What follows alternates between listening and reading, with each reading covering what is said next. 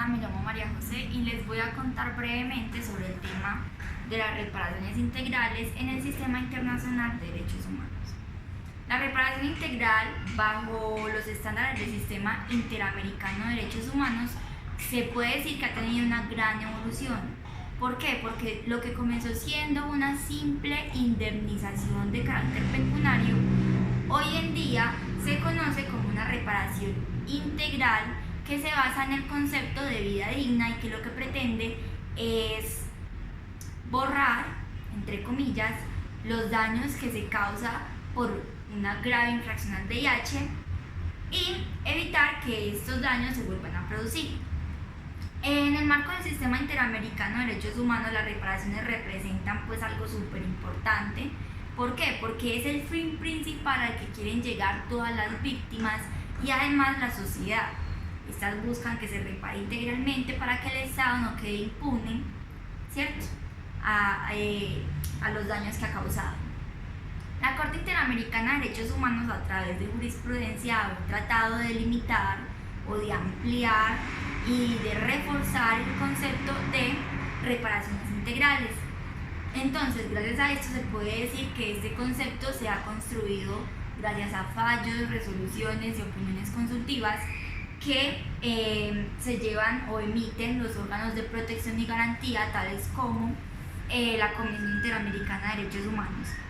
Gracias a estos esfuerzos que ya les estoy comentando, el concepto de reparación integral pues se puede entender como las medidas que están encaminadas a reparar y a restablecer los efectos que llevan consigo estas violaciones cometidas, y que su naturaleza y monto dependerá exclusivamente de los daños materiales, que son como el decremento patrimonial que tienen las víctimas, y que además se constituye del lucro cesante, del daño emergente y de los gastos y costas procesales y de representación, y además de también el daño inmaterial, que como ustedes saben pueden ser los daños morales y psicológicos. Como ven,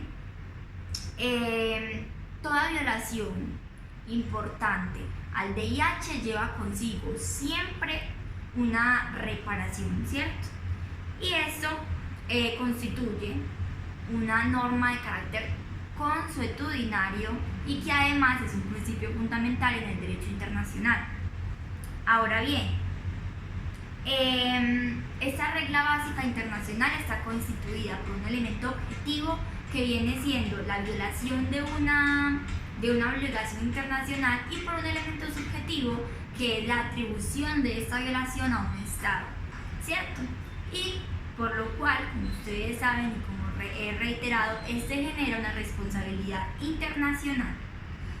Todo esto, como les digo, está aplicando tanto al derecho internacional humanitario, como al derecho penal internacional, como al derecho internacional humanitario, etc. El concepto de reparaciones como tal, que incluye medidas de reparación, medidas de satisfacción, la obligación de investigación de los hechos, además la rehabilitación o pues brindar ayuda médica y psicológica, y también garantías de no repetición y la indemnización pues que ya conocemos de carácter pecuniario, ¿cierto? Estas medidas, como les digo, pueden verse reflejadas en ¿qué? En becas educativas, en atención médica y psicológica, en actos de conmemoración, en búsqueda de desaparecidos, en compensaciones económicas, entre otras, y hay otras que son que buscan un impacto más social, como cuáles, unas reformas legislativas, campañas de concientización social, también implementación de programas que van dirigidos a las personas más vulnerables, entre otros. Es evidente que esta obligación, al ser pues que su naturaleza sea delimitada por el derecho internacional, lo hace obligatorio a todos los estados, y ningún estado puede alegar pues su derecho interno o no sé, su estructura federal para evadir estas responsabilidades. Todos los estados deben reparar integralmente cuando han cometido una infracción de carácter del derecho internacional humanitario. A fines pues como de ponerles un ejemplo, les traigo un caso, uno de los primeros casos que recibió la Corte Interamericana de Derechos Humanos, que fue en torno a la desaparición forzada del señor Ángel Manfredo Velázquez Rodríguez en Honduras, que se dio precisamente en una época donde la desaparición forzada se estaba presentando demasiado, y esto fue en la época de los 80.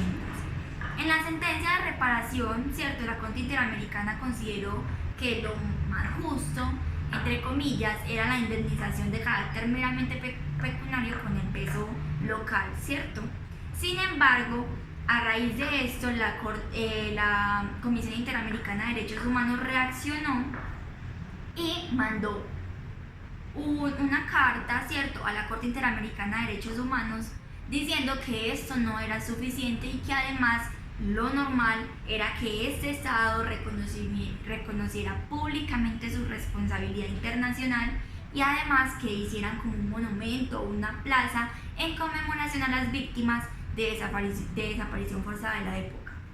Bueno, con esto es más que evidente que la misma Corte y la misma Comisión están conscientes de que es casi imposible que se dé en total una reparación integral, ¿cierto? Porque igual el daño que sufren las víctimas es demasiado grande, y que no solamente con una indemnización de carácter pecuniario las víctimas van a tener para sanar su dolor, por así decirlo.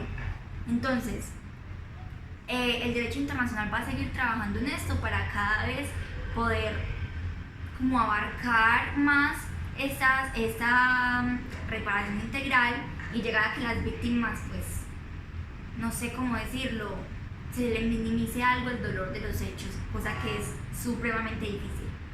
¿Listo? Muchas gracias.